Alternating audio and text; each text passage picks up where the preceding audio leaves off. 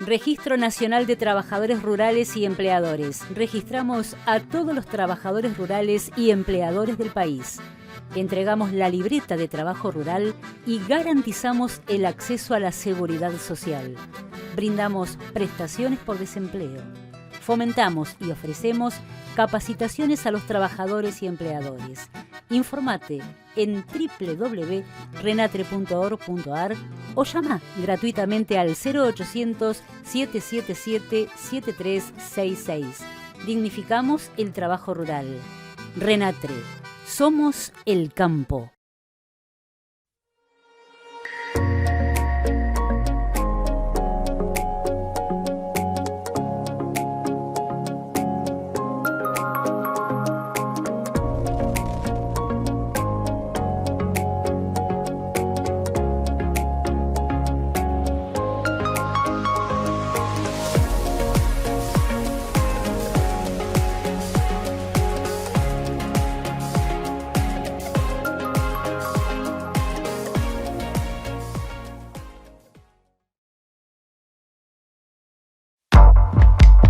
Seguimos. Caminamos. Avanzamos.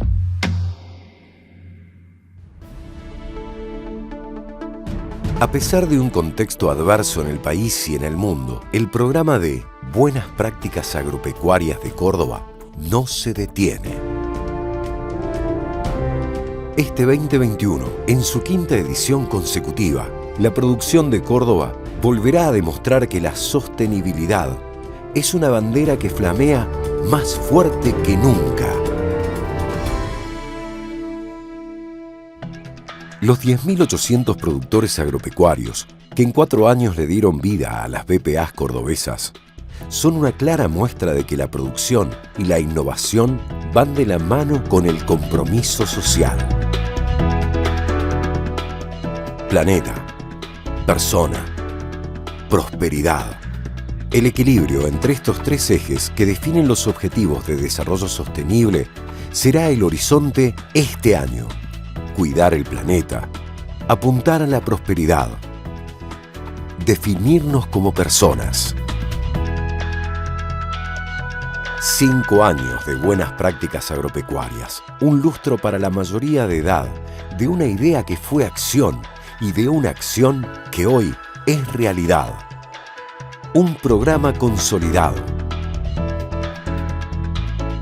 Una sinergia público-privada que se fortalece.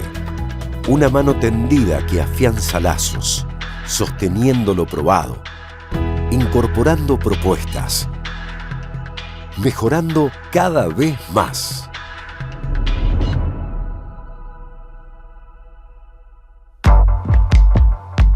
Tenemos otro desafío en puerta, una nueva oportunidad para demostrar de lo que somos capaces, con responsabilidad, cuidándonos, pero cumpliendo con la premisa de producir alimentos y ser el gran motor que empuje hacia adelante.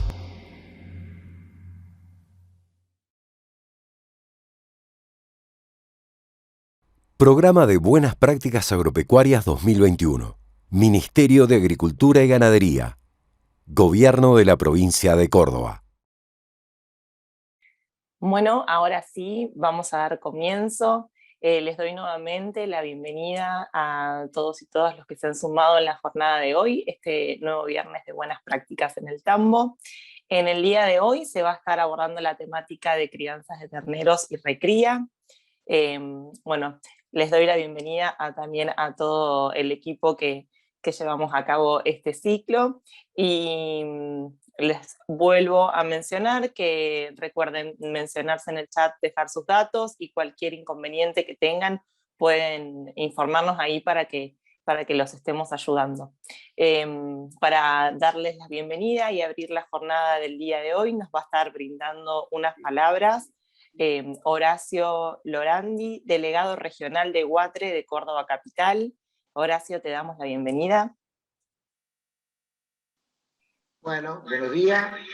Quiero saludar a todos los presentes, principalmente a los trabajadores, a los agricultores, que realmente lo siguen curso a curso, a la gente del Ministerio de Trabajo a través de Luca Giorgi, al Ministerio de Agricultura y Ganadería, a la gente del INTA, a la gente del RENATRE y por supuesto a la gente de WATRE, que somos siempre los que muchas veces tratamos de impulsar estos tipos de cursos, no solamente en beneficio del trabajador, sino como lo venimos haciendo, que es en beneficio también del productor, y que el día de mañana podamos tener, que es lo que decía muchas veces, que hablamos con Carlos Barabal, y que decir, bueno, que tengamos una crianza mayor y no una pérdida, que de esta forma se podría también mejorar el sistema de crianza en nuestro país. Yo creo que es muy importante agradecerle a todos los profesionales que a lo largo de estos viernes han venido dando en distintas categorías los distintos cursos.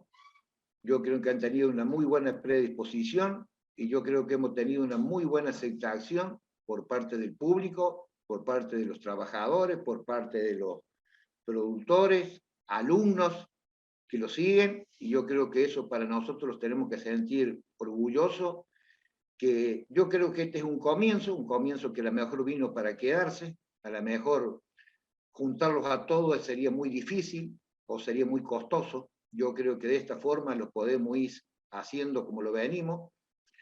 Simplemente, si ustedes me preguntan a mí, yo pondría énfasis en extender el curso de higiene y seguridad. En su momento, cuando se habló, bueno, no se pudo transmitir mucho, porque muchas veces lo confunden al productor con la categoría del peón general, y si en las condiciones de trabajo el peón general conduce un tractor y se llega a accidentar, el patrón corre todos los riesgos con todos los gastos, porque la compañía de seguro dice que no puede conducir tractor. Y como eso hay innumerables cosas en el tema de accidentes de trabajo, y me gustaría que en el futuro pudiéramos dar otro curso de estos para que realmente tome conciencia el trabajador, y yo creo que a la larga también se va a beneficiar el trabajador. Así que de mi parte, simplemente agradecerles a todos ustedes, decirles buenos días y que tengamos unas buenas jornadas. Muchísimas gracias a todos. Muchas gracias por tus palabras, Horacio. La verdad que ha sido jornadas de excelente calidad, se han abordado un montón de temáticas y queda mucho por seguir recorriendo para capacitar a todo el sector. Así que bueno, dicho esto, como les mencioné, la temática del día de hoy va a ser crianza de terneros de recría. Se va a hacer énfasis en calostrado y sanidad. Para eso hoy nos van a estar acompañando el médico veterinario Nicolás Jerónimo Zambucetti, que es docente, investigador, asesor técnico de la Universidad de Río Cuarto y de Villa María, tiene una diplomatura en Medicina Productiva del Ganado Lechero, especialidad en Sanidad. También lo va a estar acompañando en la exposición la ingeniera agrónoma Georgina Frosasco, que es magíster en producción animal, investigadora del INTA, Manfredi, docente de nutrición animal de la carrera de agronomía de la Universidad de Villa María, y también nos está acompañando, como todas las jornadas, el ingeniero agrónomo Sergio De Quino, que es coordinador de la plataforma de innovación territorial de Cuenca Lechera de Central de Córdoba, que va a estar leyendo todas las preguntas que ustedes vayan realizando en el chat para hacérselas a los disertantes y así no se pierdan de nada. Bueno, Nicolás, Georgina, les doy la bienvenida para comenzar esta jornada. Muchas gracias. Muchas gracias. Buen día a todos. ¿Se ve bien la presentación? Sí, se ve perfecto. ¿Se ve bien? ¿Nos escuchan bien a los dos? ¿Se escucha bien? Sí, se escucha muy bien. Bueno. Bien. Muy bien. Bueno, para dar inicio, como les estaban contando, la idea de hoy es hablar de crianza de terneros. Vamos a empezar haciendo énfasis principalmente en calostrado y en sanidad. Estos dos temas por ahí los hemos tomado pensando en una gran importancia de todos los temas que hacen a la crianza. Vamos a hacer un poco más de hincapié en estos dos. la crianza tiene una gran importancia para los sistemas tambo, desde el punto de vista de que necesitamos una crianza funcionando bien y una crianza eficiente, pensando en que desde allí va a surgir la reposición del tambo. Toda la reposición de terneras debería surgir desde nuestras crianzas. Los tambos hoy tienen un problema bastante grande, en muchos casos, para lograr crecer en sus rodeos e inclusive muchas veces para lograr alcanzar la reposición necesaria para sostener el tamaño de los rodeos. En la crianza artificial se va a definir la futura producción de leche de esas hembras, se va a estar definiendo de acuerdo al manejo, a la alimentación, a distintos aspectos que vamos a ir viendo durante la crianza. Vamos a empezar a definir la futura producción de leche y otros aspectos como le da el primer servicio, el primer parto, que también van a estar definiendo la reposición que va a tener la crianza, el tambo en general. Mientras antes alcancemos las edades al primer servicio y al primer parto de los animales, antes van a entrar en producción. Todo esto lo definimos en este proceso que vamos a estar hablando un poco, que es la crianza artificial. La siguiente, Jorge. Bien, hay varios puntos clave para alcanzar una crianza. Como les decía, nosotros vamos a hacer hincapié principalmente en sanidad y calostrado en esta charla. Tenemos otro el viernes que viene para hablar de algunos otros aspectos. Y además de sanidad y calostrado, la nutrición, el medio ambiente, los recursos humanos, que son quienes se desempeñan criando los terneros. Los terneros en su crianza tienen mucho de artesanal ahí en la crianza de terneros. Preparto y parto, tema que ya han visto en otras capacitaciones, como así también la atención del recién nacido. Todo esto va a definir una crianza exitosa. Alguna forma de definir una crianza exitosa es hablar de crianzas que tengan menos del 5% de mortalidad. Eso es una forma de definirlo. Crianzas en donde los terneros logren duplicar el peso de nacimiento, o sea que entre el ingreso a la crianza y los 60 días aproximadamente, un poco más, un poco menos, generalmente un poco más de acuerdo al sistema, se logre duplicar ese peso y se alcance un buen desarrollo ruminal. Apuntamos a un buen desarrollo ruminal, ya que gran parte del objetivo que tenemos a la hora de criar terneros es que hagan rápidamente la transición de lactante a rumiante para que dejen de depender de la leche y podamos alimentarlos con una dieta que es además más barata. En lo que hace a la atención del recién nacido, esto lo vamos a pasar como a modo de repaso, ustedes lo han visto quienes han participado de otras capacitaciones. Al momento del parto, gran parte de lo que hacemos busca asegurar la supervivencia del recién nacido, que es un ternero que nace bastante desprotegido a un mundo que no siempre es de lo más amigable. Nacen con frío, nacen con altas temperaturas, bajas temperaturas, días de lluvia, no eligen los mejores momentos para nacer muchas veces los terneros. Lo que buscamos es tomar ciertas medidas que aseguren la supervivencia del ternero recién nacido. Lo que vamos a hacer va a ser limpiar el morro, lograr evacuar las cavidades nasales para que el ternero pueda respirar bien, estimular la respiración, secándolo, masajeando el tórax, la técnica de colgarlo algunos segundos para poder vaciar bien las vías respiratorias. Siempre pensar en colocar al ternero en un lugar protegido, en lo posible que el parto ocurra en un lugar protegido, pensando que este ternero no está acostumbrado, tiene muy poco tiempo para adaptarse a un mundo que muchas veces no es el más favorable. La desinfección del cordón umbilical, recomendado hacerlo al momento del nacimiento y hacerlo de nuevo al ingreso en la crianza, en lo posible, siempre con tintura de yodo al 7%, hay quienes usan algunos otros productos.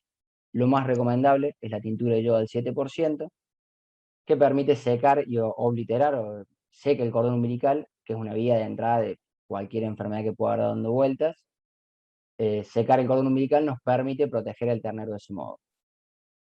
Esto es algo que se hace y se busca hacer en los primeros minutos de vida, es asegurar la supervivencia, es lograr que el ternero arranque su crianza lo mejor posible. Como les digo, no vamos a verlo en detalle. La crianza empieza muchas veces cuando definimos cómo manejamos a la vaca seca, cuando definimos cómo va a ocurrir ese parto, cuando definimos el lugar del parto. Sí vamos a hablar solamente de esto, que es lograr la supervivencia del ternero, lograr que el ternero nazca, el ternero esté bien, y empezar a asegurar una crianza exitosa a partir de lo que les va a contar Georgina, que es el calostrado. Bien. El calostrado es muy importante para la supervivencia de ese ternero, ¿sí? El calostrado la madre lo va a ir formando los últimos 21 días antes del parto, ¿sí? Y es muy importante porque va a aportar los anticuerpos, las defensas, ¿sí? Para ese ternero. Además de las defensas, de las inmunoglobulinas, que son muy importantes porque el ternero nace sin digamos, el sistema inmune desarrollado, ¿sí? Por su sistema de placenta no le transfiere la madre las defensas al calostro por la placenta, sino que justamente tomando el calostro que el ternero las va a poder adquirir. Además, el calostro tiene energía, vitaminas, minerales, un alimento muy completo que va a permitir en estos primeros días de vida que el ternero tenga los suficientes nutrientes, ¿sí? Sobre todo las primeras horas de vida que son fundamentales. Y ahí tenemos que hacer la diferencia, que no es lo mismo calostro que leche, tampoco es lo mismo la leche de transición, ¿sí? Cuando hablamos de calostro, como les decía, la primera secreción de la glándula mamaria, que se caracteriza por tener el doble de contenido de grasa y entre 4 a 5 veces más proteína, además de contener las inmunoglobulinas, o sea, las defensas del calostro, que esto la leche o la leche de transición ya no tiene estas inmunoglobulinas. Entonces es muy importante que el ternero tome, como lo vamos a ver dentro de las primeras 6 horas de vida, calostro, ¿sí? Y ese calostro tiene que ser de calidad. ¿Y por qué es tan importante lograr y fundamental un buen calostro?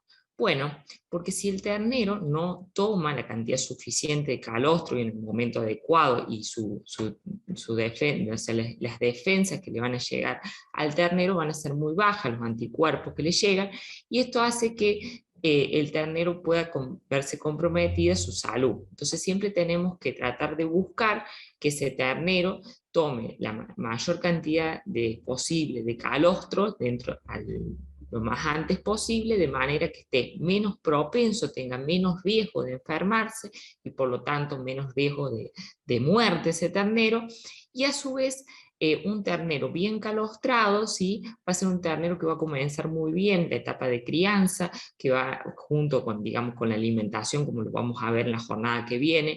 La etapa de crianza y recría va a poder llegar antes, a la edad del primer servicio, al parto, e incluso se han mostrado en algunos estudios como terneros que han sido bien calostrados y que después acompañados con una buena nutrición en las etapas posteriores, van a ser terneros terneras que van a poder expresar mejor su genética y van a poder producir mayor cantidad de leche que terneros que no han sido bien calostrados y que no han recibido una buena nutrición en la etapa de crianza y de recría.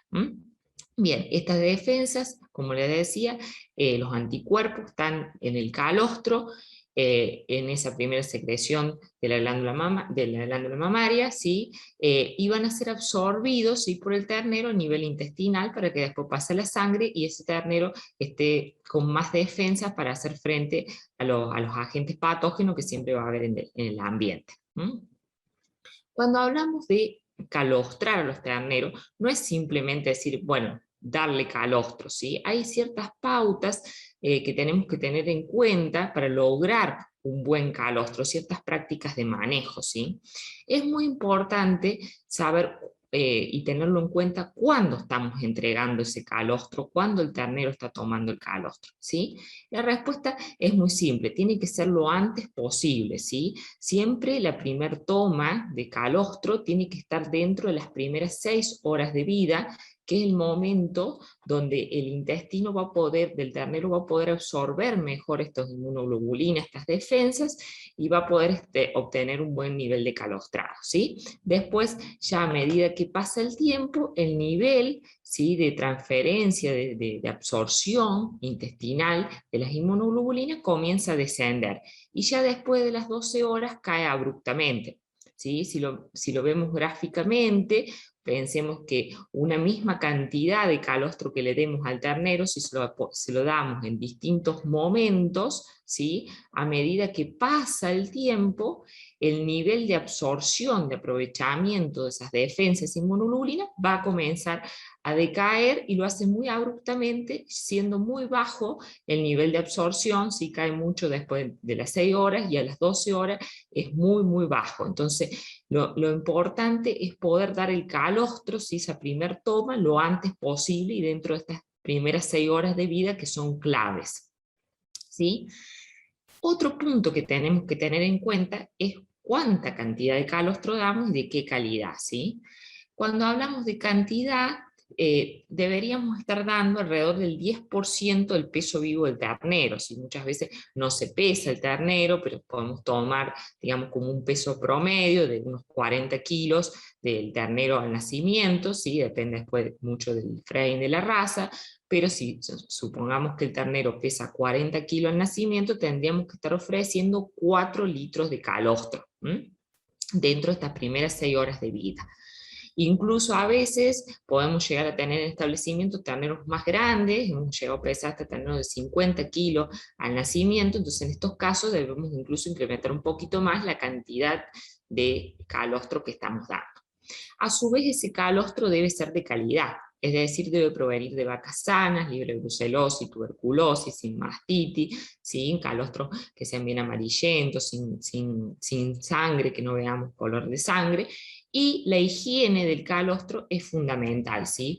Ya lo vamos a ir viendo, pero la parte de recolección, ¿sí? De los ordeñes, de esa vaca para recolectar el calostro y dónde guardemos el calostro, tienen que ser de máxima higiene, ¿sí? Tener cuidado para que esté todo bien desinfectado y no esté contaminado, no contaminemos nosotros el calostro con bacterias. Y después otra cuestión es cómo calostramos, ¿sí? Ahí hay diferentes técnicas, se puede dar con mamadera o con sonda, hay todavía establecimientos que dan el calostro dejando el ternero al pie de la madre. Esto nosotros no lo recomendamos porque una de las grandes desventajas cuando dejamos que el ternero solo tome el calostro de su madre, no sabemos bien en qué momento comienza a tomar, más que todo si hay partos que a veces son complicados, que vienen con partos distóxicos, entonces el ternero está muy débil, le cuesta pararse, comenzar a tomar, buscar el pezón de la madre. También no sabemos cuánta cantidad, ¿sí? No podemos asegurar cuánta cantidad de calostro está tomando, ni tampoco sabemos de qué calidad es ese calostro que está tomando. Entonces, en general, nosotros no recomendamos esta práctica y recomendamos suministrarlo en forma con mamadera o con sonda, para realmente asegurarnos, ¿sí? Que ese ternero va a estar tomando la cantidad suficiente de calostro y dentro de las primeras 6 horas de vida. También lo que se puede hacer en algunos casos es un sistema mixto, ¿sí? Si vamos a dejar el ternero al pie de la madre, complementar, o sea, suministrar además, ¿sí? Nosotros en forma de mamadera o sonda, suministrar 2 o 3 litros de calostro de refuerzo como para por lo menos garantizarnos que esa cantidad de calostro ha sido tomada. Con respecto a las formas, ¿sí? Puede ser con mamadera, recuerden que a veces los terneros vienen muy débiles, hay que tener paciencia, porque a veces los 4 litros de calostro no lo van a no lo van a querer tomar, digamos, toman un poco, dejan, entonces bueno, hay que volver dentro de estas 6 primeras horas de vida a darle de nuevo la mamadera.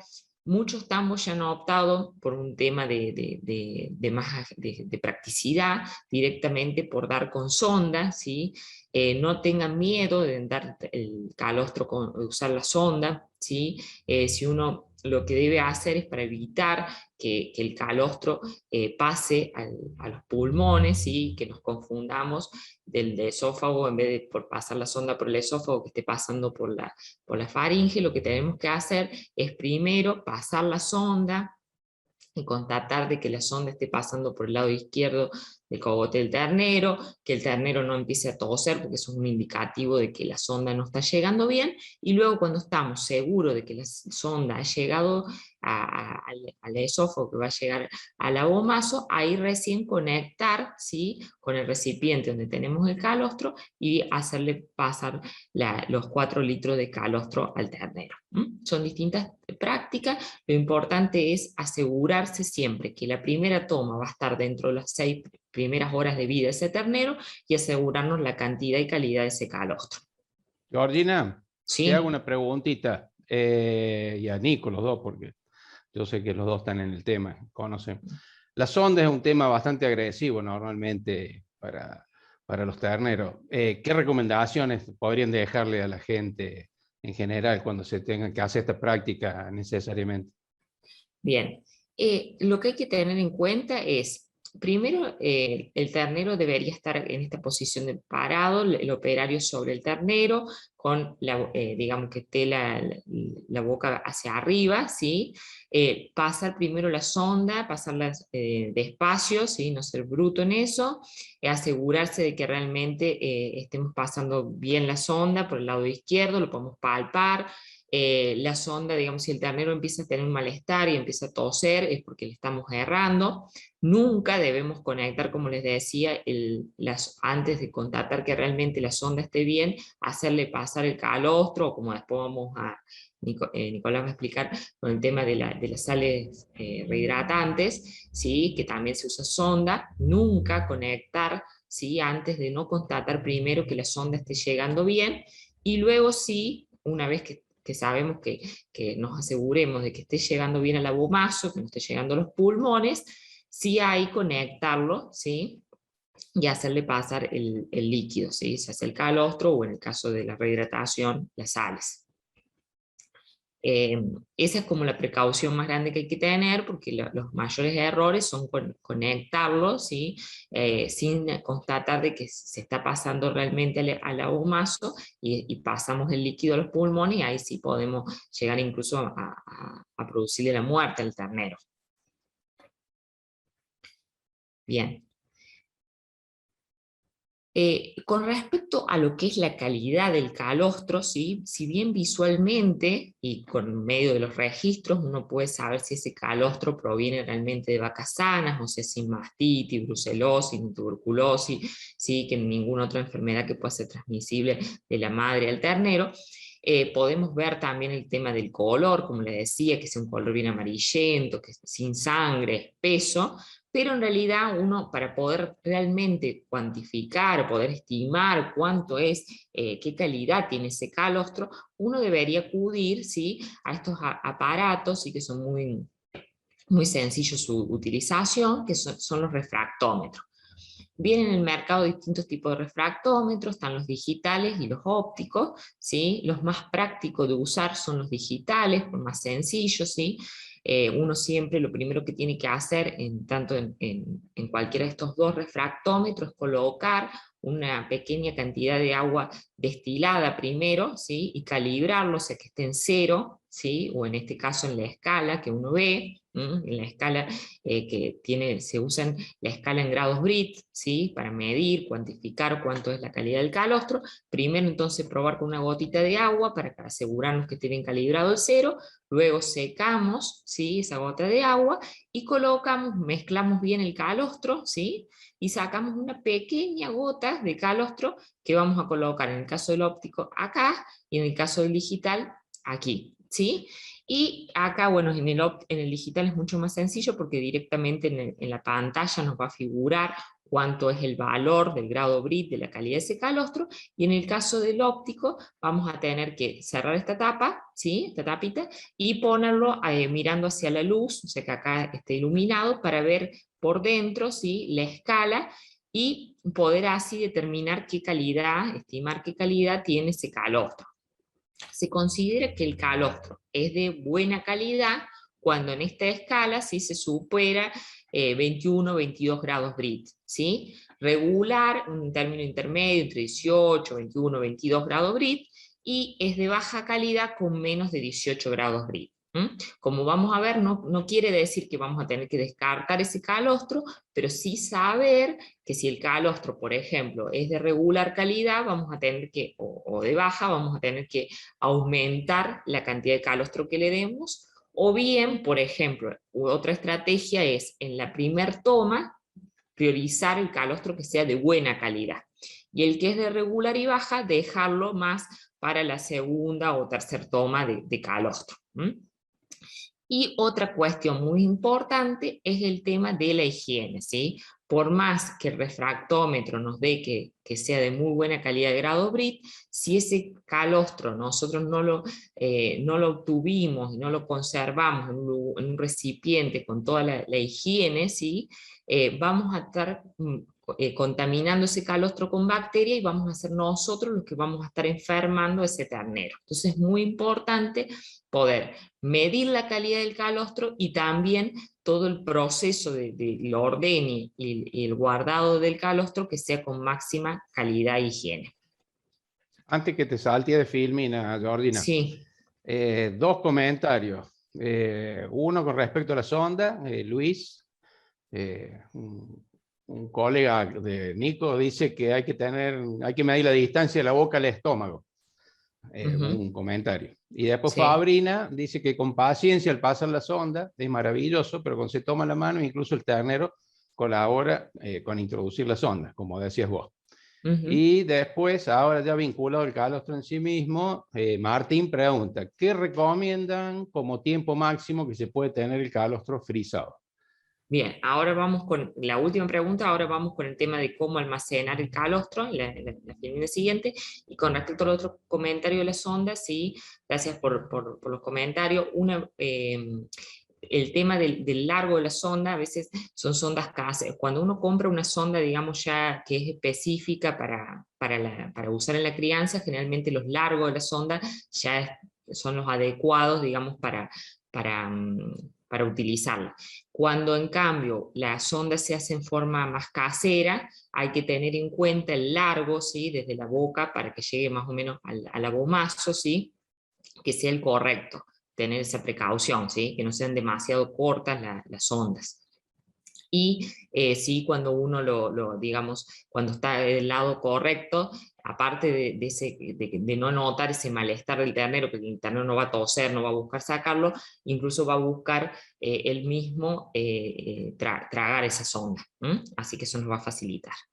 Bien, bien. Hay una pregunta más antes que sigas con el banco de calostro. Bien. Dice, Valeria pregunta, ¿cómo se ordena el calostro? ¿En qué momento? Algo comentaste al principio, me parece que podría. Bien, justo refrescar. ahora le voy a hacer un poquito más hincapié en eso. ¿Sí? Entonces, como le decía, hay que ordeñar esa vaca lo antes posible, ¿sí? Desde el momento del parto, ¿sí? Lo ideal sería que antes de las primeras 6 horas de vida de ese ternero del parto estemos ordeñando la vaca, la madre. Puede ser un ordeñe manual, como puede ser un ordeñe mecánico, ¿sí? Lo que es importante es maximizar todo lo que es la rutina de ordeñe, el lavado del pezón, el secado, que sea bien con higiene, como estemos ordeñando esa vaca, y el recipiente que se use para colocar el calostro, que esté bien limpio, bien desinfectado, porque nos ha pasado en algunos tambos que, por ejemplo, estaban usando el mismo recipiente que usaban para recolectar la leche de descarte con mastitis, ¿sí? Y después no lo limpiaban bien y usaban el mismo recipiente para el calostro. Entonces, si uno no lo limpia bien, y queda ese resto de las bacterias, los patógenos de esa leche que tenía mastitis, vamos a estar nosotros contaminando el calostro y vamos a hacer que nosotros vamos a ser los que le vamos a estar introduciendo las bacterias, la enfermedad al ternero junto con ese calostro que le vamos a dar. Entonces es muy importante maximizar, tener mucha precaución en todo lo que es el higiene de la ubre y del recipiente que usemos para recolectar ese calostro. ¿Sí? Bien, entonces, para el banco de calostro, que es en realidad, uno llama banco de calostro a guardar, a tener reservas de calostro, como ya lo vamos a ver en el freezer, o si no se tiene freezer, por un reducido corto en la heladera, tener algunos calostros guardados, comienza con maximizar la higiene en el ordeñe y en la recolección, y siempre es el primer ordeñe de esa vaca recién parida. Bien, luego de haber ordeñado y recolectado el calostro, el segundo paso debería ser lo ideal, poder cuantificar, poder determinar qué calidad tiene ese calostro expresada en grados Brit, ¿sí? Para eso, como le decíamos, se puede usar dos tipos de refractómetro, el digital, que es más práctico de usar, más fácil de leer, también se puede usar el óptico, anda muy bien, el tema es que, bueno, a veces necesitamos tener un poquito más de, digamos, de estar más cancheros, más prácticos con la lectura. Y una vez que podemos determinar qué calidad tiene ese calostro, ¿sí? Vamos a almacenarlo, ya sea en botellas plásticas, ¿sí? Muchos están usando las botellas de gaseosas, que tenemos que asegurarnos que estén bien limpias, bien lavadas, bien higienizadas. Esas botellas tendríamos que tratar de achatarlas, ¿sí? Su volumen, no usar todo el volumen de la botella, sino que achatarlo, cosa de que sea más fácil después descongelarlo. Podemos usar también bolsas tipo Ziploc, bolsas específicas que vienen en el mercado para almacenar calostro, o incluso los guantes de tacto bien nuevos, que se pueden utilizar para almacenar ese calostro. Es importante que anotemos en la bolsa, en el recipiente del calostro, anotemos si proviene de vaca o vaquillona. Generalmente el calostro de vaquillona es de menor calidad que el de vaca, pero sin embargo si lo medimos hay en algunos casos que es de buena calidad, y también tenemos el otro caso de vacas que a lo mejor no están produciendo un calostro de tan buena calidad. Entonces, bueno, es importante, si podemos medirlo, anotar como dio, bueno, regular, malo, podemos usar tipo un semáforo verde, amarillo y rojo para determinar la calidad, y la fecha en que se guardó ese calostro. En freezer podemos guardarlo hasta un año, y en heladera no más de 5 días, una semana, ¿sí? Porque después ya se echa a perder. Bien, entonces cuando tenemos, lo recomendable es tener calostro guardado. Algunos en forma rutinaria utilizan directamente cuando nace un animal ternero que está frisado. En otros casos sí lo utilizan como respaldo cuando, por ejemplo, nació el ternero de una vaca que murió, o la vaca tenía mastitis o tenía tuberculosis, brucelosis, no se puede dar ese calostro, entonces acudimos a este calostro que está guardado en el freezer, o en la heladera por pocos días. Bien, cuando estamos prontos, ya sabemos que hay un parto pronto, ¿sí? que va a haber un nacimiento, debemos descongelar, sacar uno de estos recipientes del freezer y descongelarlo a baño María. Y este es un punto crítico, ¿sí? Que tenemos que hacer mucho hincapié en tener la precaución de que se debe descongelar a baño María, ¿sí? La temperatura, además del agua, o sea, nunca fuego directo, nunca. Y a su vez, la temperatura del agua no debe superar los 45 grados.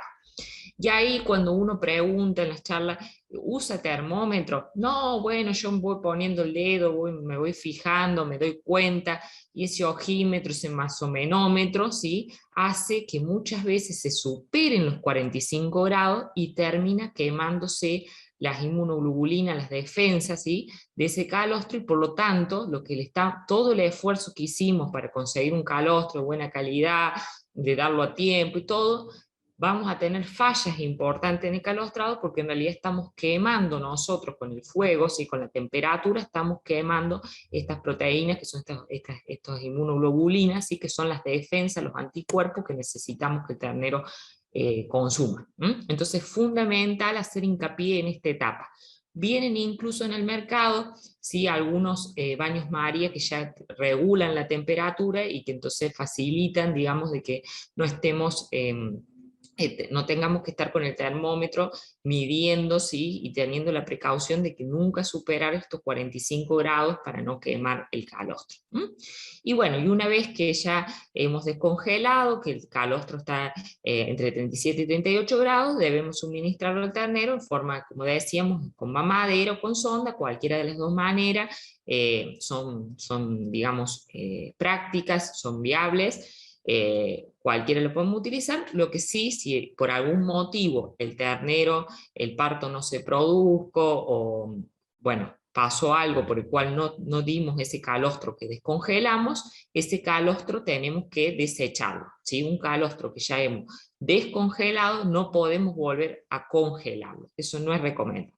Tampoco es recomendable dejar el calostro, ¿sí? Más que todo ahora que se viene la época más de calor, fuera de la heladera, ¿sí? Ya sea cuando uno lo ha recolectado, sí, que pase mucho tiempo entre que lo recolectamos y lo congelamos, y tampoco dejar mucho tiempo entre que lo congelamos y lo suministramos. ¿Por qué? Porque se van a ir reproduciendo muy rápidamente las bacterias, ¿sí? Y va a contaminarse con bacterias y vamos a estar dándole calostro contaminado con bacterias que lo van a enfermar el ternero. Georgina, Bien, sí. así te tomo un vasito de agua. Escúchame, acá Claudio está consultando si hay alguna recomendación para pasteurizar el calostro, cómo se haría, cuándo, así que bueno, Bien. ya que estamos en el tema del banco, viene bien para Bien, muy agrandar buena la consulta. la pregunta. Bien, en algunos tambos tienen pasteurizadores, ¿sí? Y se puede pasteurizar ese calostro. Esto lo que nos va a garantizar la pasteurización es bajar la carga de bacterias, ¿sí? Que tiene ese calostro. No en todos los casos está disponible en los tambos el pasteurizador, y si nosotros realmente tenemos mucha precaución con la higiene, ¿sí? Desde la recolección, el recipiente de recolección, donde lo guardamos, que esté bien higienizado, también el tema de la higiene de la mamadera, la sonda entre un ternero y otro, hay que enseguida limpiar, desinfectar, guardar limpia esa mamadera, esa sonda, para poder volverla a utilizar. Entonces, si tenemos en cuenta todas esas cuestiones, no va a hacer falta, ¿sí? O no sería tan necesario tener un pasteurizador de calostro.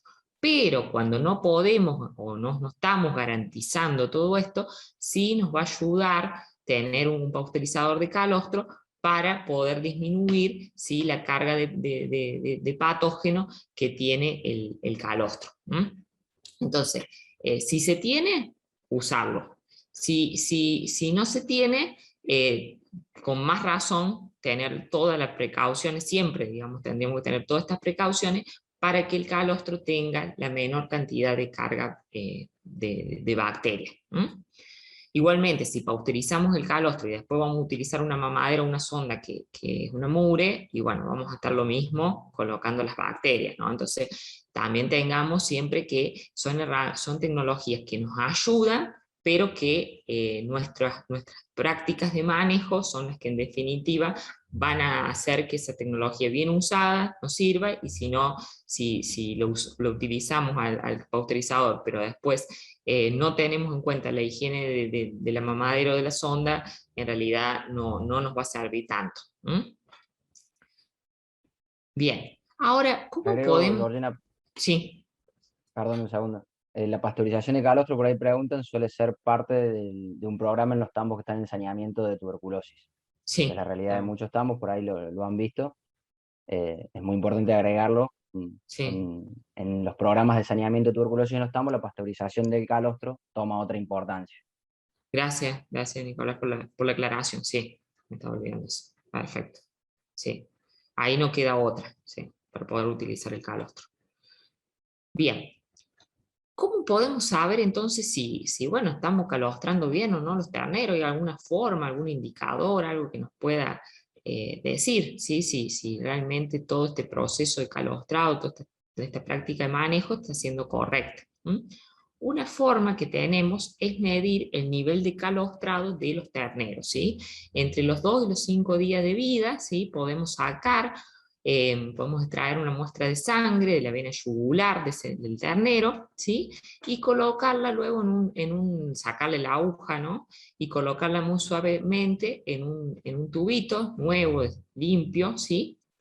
Y dejarlo en reposo, de manera que coagule la sangre, se forme este suero sobrenadante, ¿sí? Que lo van a ver como un líquido amarillito, ¿sí? En la parte superior, y con una gotita de este suero, ¿sí? Uno puede medir a través de un refractómetro, que podemos aquí usar el mismo refractómetro que habíamos utilizado, que utilizamos para medir la calidad del calostro, ¿sí? Que es con grados Brit, o bien podemos utilizar otro refractómetro, ¿sí? Un refractómetro clínico que tiene otra escala, en vez de grado Brit mide proteína, ¿sí?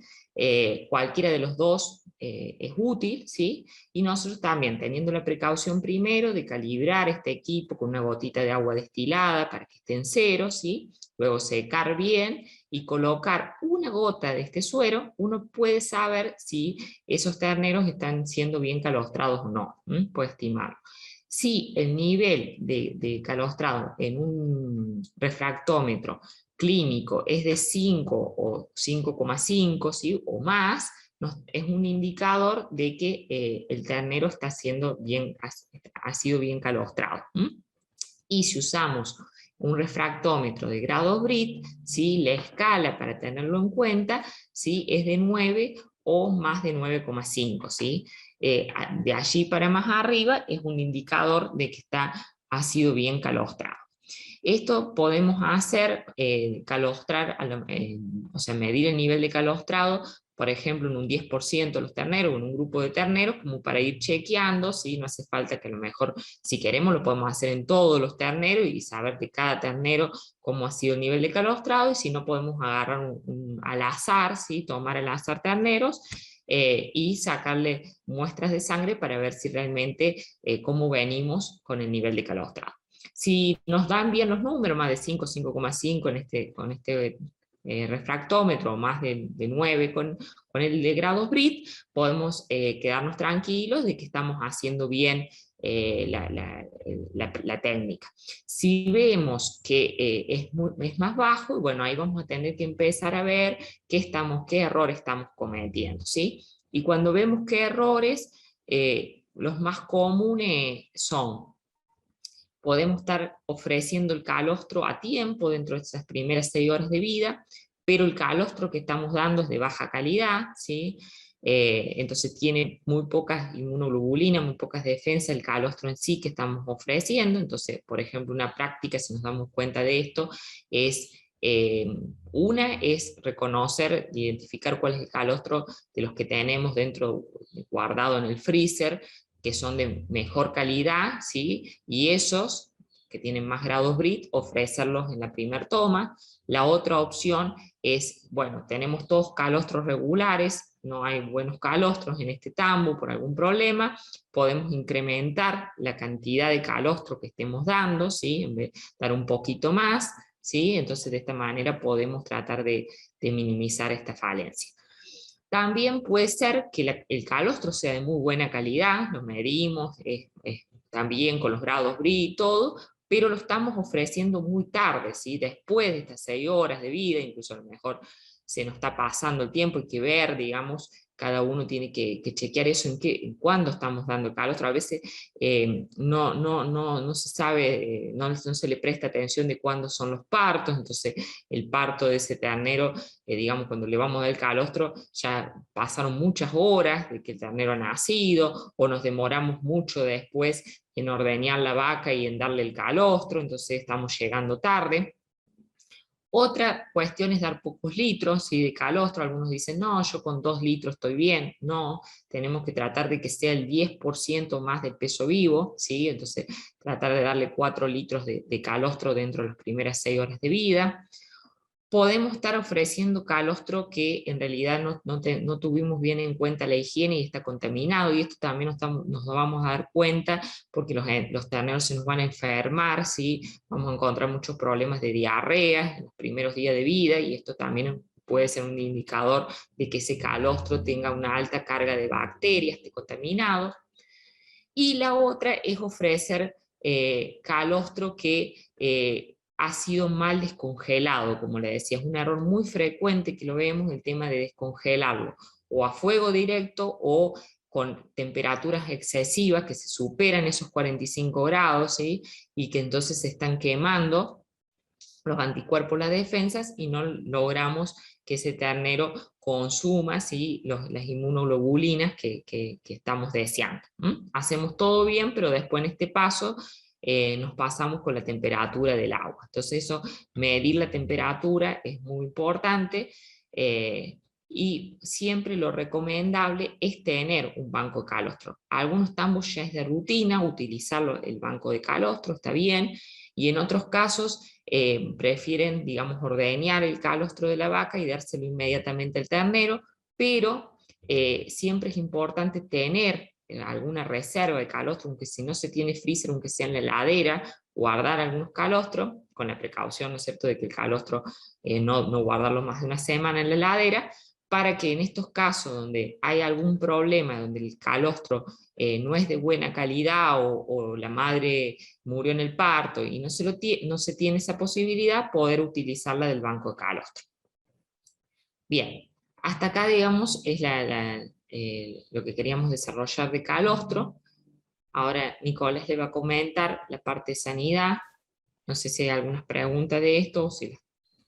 Hay una pregunta, dos preguntas en realidad. Dani pregunta por el diámetro y largo de la sonda, que quedó colgado con lo de la sonda al principio. Eso viene estandarizado normalmente, ¿no es cierto, Nico y Georgina? Generalmente, perdón, Sí, responda. sí, Nicolás. No, se comenta. Generalmente las sondas comerciales, bueno, si compro una sonda para sondear terneros, vienen ya estandarizados, vienen inclusive con una punta un poco más gruesa para poder palparla, para que sea fácil de glutir. Si van a fabricar una sonda casera, no hay un largo mínimo, no hay un largo máximo, sí un mínimo se suele utilizar desde la punta del hocico del ternero, desde la boca, hasta la paleta. Más o menos con eso tenemos una idea de a dónde llegaría el estómago, que es lo que alguien decía para medir. Con el doble de eso tenemos suficiente sonda. En el caso que lo hagan casera. El diámetro yo la medida, de ferretería no la tengo, la que solemos usar, se suele utilizar el ancho de un dedo, donde hay buen flujo y permite limpiar bien después la sonda. Hay que pensar que la sonda hay que higienizarla después de cada uso. Usar algo muy estrecho no va a permitir una buena higiene y no va a permitir un buen flujo de calostro para sondear. Ni nada que sea lo suficientemente ancho para que el ternero no lo pueda tragar. Después que hay preguntas y respuestas, así que vamos, así toman un descanso ustedes. Silvana pregunta, que lo habías dicho, si lo podías repetir, ¿cuánto tiempo duraba el freezer en el calostro? Y ahí nomás Valeria responde, en el freezer 1 año, en la heladera 5 días a 1 semana, que es un poco lo que habías dicho vos, Jordi. Así que bueno, aprovechen a tomar aire. Y acá la última, de Eduardo. Si mejora la calidad del calostro con la vacunación previa de las vacas preñadas, pregunta. Sí, eso no lo comentamos, pero recuerden eso, que una forma, digamos, de aumentar la calidad, la cantidad de inmunoglobulina de defensa es el tema de la vacunación, que es fundamental, vacunar a la madre, ¿sí?, al momento del secado y más o menos 30 días antes del parto, de la fecha probable de parto, volver a repetir la vacuna. Sí, de esta manera vamos a ir incrementando la cantidad de inmunoglobulinas que va a tener ese calostro. Más que todo también el tema de las vaquillonas, sí se ha visto que cuando los planes de vacunación son los adecuados, ¿sí? Los calostros incluso de vaquillona, a veces nos llevamos una sorpresa de que uno siempre dice, no, bueno, pero el de vaquillona no sirve el calostro. Y hemos medido en grados Brit, digamos, con el refractómetro, muy buenas calidades de calostro de vaquillonas, pero bueno, han sido vaquillonas que han estado correctamente vacunadas, con un buen plan, digamos, buena alimentación y que han producido buenos calostros. Como a veces también pasa al revés, ¿no? Nos llevamos la sorpresa de que por más que sean vacas, no se han vacunado y bueno, los calostros a veces no son la calidad que uno esperaría. Por eso la importancia de medir. Vinculado a eso, Valeria pregunta cuál es la vacuna que se está dando en estos momentos, chicos. Lo que se recomienda siempre es la vacuna para enfermedades digestivas, lo que se llama el complejo digestivo. Hay distintas marcas, distintas variedades, supongo que el veterinario a cargo de cada establecimiento sabrá qué es más conveniente, pero siempre la digestiva que se conoce, o del complejo digestivo, que busca darle defensas al calostro para las primeras semanas del ternero, donde va a haber principalmente diarreas, que es lo que vamos a hablar en un ratito. En algunos casos se utilizan otras vacunas de acuerdo a la necesidad del tambo. Pueden usarse respiratorios, inclusive algunos quienes vacunan reproductivas ahí. Pero básicamente digestivas como base, y después, bueno, de acuerdo a las necesidades del tamo, de acuerdo a la historia epidemiológica del tamo, se puede agregar respiratorio, se puede agregar algún otro tipo de vacuna o alguna vacuna específica y puntual. Y acá hay un comentario, volvemos a la sonda, quedó colgado el tema de la sonda. Un comentario de campo del amigo Luis Alberto, dice que el tamaño del diámetro tiene que ser el dedo meñique. Así que el Nico hizo un comentario ahí rápido, pero me parece que si bien estandarizado, yo creo que es la recomendación que diste vos recién, Nicolás. Así bueno. Hechas las preguntas y las respuestas, sigan nomás, así van haciendo la última parte de la exposición. Bien, para este final lo que queríamos comentarles un poco es sobre salud de los terneros, sobre sanidad, y bueno, para esto vamos a hablar sobre terneros enfermos. Me interesa que queden claras algunas cuestiones acerca de la enfermedad. Nosotros la enfermedad la vemos como un equilibrio o un desequilibrio en realidad entre una tríada, entre tres cuestiones, que son el animal, el agente y el ambiente. El agente es el patógeno, la bacteria, el virus, el parásito, lo que sea que esté causando la enfermedad. Van a interaccionar y en algún momento van a ganar, digamos, el agente con la ayuda del ambiente, con la debilidad del animal, y se va a producir la enfermedad. Todo lo que mencionó Georgina, por ejemplo, recién sobre calostrado, va a ayudar a fortalecer al animal, protegiéndolo de las enfermedades que puedan estar. Y el ambiente es algo que nosotros también manejamos desde la higiene, es algo que también podemos manejar desde la protección del ternero. Cómo nosotros hagamos el trabajo de la crianza va a determinar que en esta tríada nunca gane el agente, protegiendo al animal, a partir también de un cuidado del ambiente. Esto es lo que nosotros tenemos que mantener en equilibrio. Este desequilibrio termina determinando la enfermedad del animal, que es lo que no queremos que ocurra. Así, lo que vamos a ver en estos minutos que nos quedan es generalidades sobre enfermedades digestivas, que son de las más importantes que ocurren en las guacheras, algunas generalidades sobre enfermedades respiratorias, qué hacemos con un animal enfermo, qué hacemos ante la presencia de un animal enfermo, cómo podemos manejarlo, algunas pautas generales, y vamos a hacer énfasis que es en lo que más nos interesa y es parte del trabajo diario de la guachera, que es en la prevención de enfermedades. Gran parte de lo que se hace día a día en las crianzas busca, como el calostrado por ejemplo, que no ocurran enfermedades. Cuando hablamos de enfermedades digestivas, lo general, lo más conocido son las diarreas, es lo que nos afecta principalmente en las crianzas, es un problema muy difundido en las crianzas, en las primeras semanas principalmente. No tenemos forma de que haya guacheras sin diarreas. En algún momento aparecen, son un problema. Lo que hay que saber es cómo manejarlas, saber cómo diferenciarlas, saber cómo trabajar sobre las diarreas. Van a aparecer, inclusive en los sistemas en donde se empieza a trabajar cada vez más sobre las guacheras, cuando se empiezan a aprender ciertas cosas, se empiezan a ver más diarreas, porque empezamos a conocer que hay muchos tipos y hay distintas formas de que se pueden presentar. Las diarreas, por definición, son un aumento del flujo, de la cantidad de materia fecal, o una disminución de su consistencia, lo que aparecen diarreas líquidas y mayor volumen. En esto de los tipos de diarreas que mencionábamos, hay dos grandes grupos de diarreas. Las que se conocen como diarreas nutricionales, en donde hay una falla en algún momento en la rutina de la crianza, y la temperatura de la entrega, el horario de la entrega se modifica, se puede modificar la calidad de preparación en el momento de preparar sustitutos o leches en polvo, los que usen distintos productos, y eso genera un desequilibrio en el ternero. El ternero está en un momento muy fino de su vida, en donde está pasando de depender de la leche a depender de un alimento sólido. Nosotros estamos trabajando para que eso ocurra, estamos apurando ese proceso, y en ese proceso su sistema digestivo es bastante frágil. Es bastante frágil a los cambios de temperatura en la entrega, a los cambios de horario en la entrega.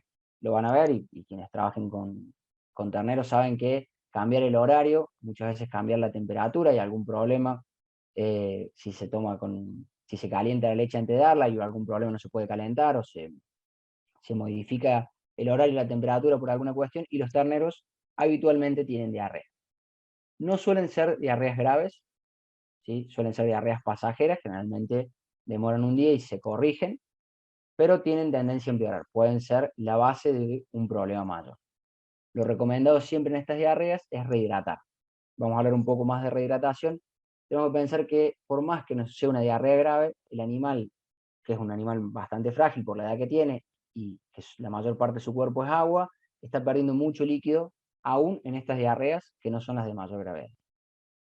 El otro tipo de diarreas que conocemos son las diarreas infecciosas, que es acá donde ya sí entra en juego un agente, entra en juego alguna bacteria, algún virus, algún parásito, algo que dando vueltas en el tambo, que está en otro ternero, que se lleva, y el ternero se enferma. El ternero realmente agarra una enfermedad a partir de un patógeno. La deshidratación acá va a ser mucho más marcada, va a ser mucho más rápida, la diarrea es a veces más copiosa, inclusive más líquida, puede aparecer sangre en algunos casos. La diarrea va acompañada de fiebre, que las diarreas nutricionales suelen no estar acompañadas de fiebre. Si aparece fiebre, quienes trabajen en guacheras donde midan temperatura, van a empezar a aparecer terneros con más de 39 grados. Más que nada en un principio, cuando la diarrea avanza y la deshidratación avanza, el ternero tiende a bajar la temperatura y por ahí es más confuso el síntoma fiebre. Pero sí aparece el problema principalmente de ese, con colores distintos, con sangre, empezamos a ver las diarreas más graves. Se recomienda en estos casos rehidratar, siempre rehidratar, y ya se incluye algún tratamiento antibiótico, algún tratamiento antiinflamatorio, que va a depender de qué tipo de diarrea sea la que esté dando vueltas, o cuál sea el patógeno que esté afectando. No todas las diarreas infecciosas son lo mismo. No es lo mismo una diarrea infecciosa por una Escherichia coli que por una salmonela, que por un virus digestivo. Esto, bueno, para reconocerlo hay todo un trabajo. Cada tambo debería conocer cuál es el principal problema que lo está afectando y trabajar. Esto como gran clasificación de enfermedades digestivas. Ya vamos a ver un poco más en detalle la cuestión de los diferentes tratamientos que se pueden hacer. Y enfermedades respiratorias, que son un problema que suele aparecer más hacia el final de la crianza. Nosotros tenemos en las primeras semanas la mayor parte de los problemas digestivos, y ya hacia el segundo mes de la crianza empiezan a aparecer predominantemente enfermedades respiratorias. No quiere decir esto que no puedan aparecer diarreas en animales más grandes, ni que no puedan aparecer enfermedades respiratorias en animales en las primeras semanas. Sí es una tendencia mayoritaria. En la enfermedad respiratoria, lo principal que observamos es la disnea, es la dificultad para respirar del animal. El animal no puede respirar apropiadamente. Y aparece también tos, estornudos, mucho mucosidad nasal, mucha secreción. El animal cuando no puede respirar, cuando tiene disnea, toma esa posición que vemos en la imagen, donde busca aumentar la cantidad de aire que puede inspirar. La siguiente. ¿Qué vamos a ver en la guachera? ¿Qué es lo que vamos a tratar de mirar cuando estemos buscando terneros enfermos? Vamos a ver diarreas, principalmente. Vamos a ver en el piso, en las camas, en los terneros de estaca. Es fácil reconocer cuál es el ternero que tiene la diarrea, porque básicamente cada cual responde a su lugar, en las estacas, en las jaulas. En las crianzas colectivas, por ahí ya, además de ver que hay diarreas en el piso, tenemos que ver al ternero en sí, cuál es el que está manchado, cuál es el que está más decaído. Vamos a ver tos o problemas respiratorios, vamos a ver si los animales respiran bien o no respiran bien. Vamos a tratar de prestarle mucha atención a los terneros que están decaídos, echados, con las orejas gachas, los ojos tristes, los terneros que están realmente no se acercan a comer en las crianzas colectivas, cuando damos de comer a varios terneros, el retrasado, el que busca no acercarse a comer. Y en esto me detengo un segundo para contarles que no hay ningún motivo por el cual un ternero no quiera comer que no sea estar enfermo. Los terneros nosotros los tenemos bastante exigidos en las crianzas, en esto de reducirles la leche y aumentarles el sólido. Siempre tienen avidez, siempre tienen ganas de comer, tienen hambre. Cuando un ternero disminuye su consumo, principalmente cuando lo hace de forma repentina, tenemos que pensar que ese ternero algún problema tiene. La disminución del consumo de alimento es tal vez uno de los primeros síntomas que aparecen en las enfermedades, y es tal vez uno de los que más atención tenemos que prestarle. En las crianzas individuales que tenemos en jaulas o en estacas, lo podemos ver bastante fácil, porque el ternero está dejando restos o no come el momento en que se lo damos, no busca comer, a pesar de que muchas veces pasó muchas horas sin alimento. En esto de ver, acá les traemos algunas imágenes como para graficar un poco. Hay distintas escalas de salud, no nos vamos a poner en el detalle, pero para graficarlo en fotos, cuando vemos los ojos, buscamos ojos saltones, buscamos ojos despiertos, que no tengan secreción, que tengan poca descarga, la primera imagen. Los ojos son muchas veces también un espejo del nivel de hidratación que tiene el ternero. Cuando el ternero se va deshidratando, va perdiendo agua, se empiezan a hundir. También tenemos ojos que aumentan la cantidad de descarga y qué tan espesa es esa descarga. La actitud del ternero, que puede verse en casos más extremos de un ternero que no se quiere levantar o que está decaído, pero en un primer momento podemos empezar a verlo en las orejas. Un ternero despierto, un ternero atento, un ternero que tiene las orejas levantadas, que responde ante estímulos. Cuando uno se acerca, principalmente quien le da de comer, se acerca también el ternero. Cuando empieza a decaer las orejas, cuando las empieza a bajar, pone la cabeza en posición anormal, no lo vemos erguido, es un ternero que algún problema está teniendo. Estas son algunas de las cosas que podemos ver. Tenemos otras imágenes más. También para ver las secreciones nasales de enfermedades respiratorias principalmente. Podemos ver pequeñas descargas de moco transparente y podemos ver cómo el moco va aumentando en cantidad y también va aumentando en densidad. Se va poniendo además más opaco, se va poniendo blanco, empieza a aparecer por los dos hollares y empieza a aumentar la cantidad de moco. Esto suele ir acompañado de un aumento de la temperatura del ternero, empieza a tener cada vez más temperatura, en las guacheras en donde se mide la temperatura, inclusive es una recomendación para decir tratamientos muchas veces, medir la temperatura de los terneros, y empieza a aparecer también la tos.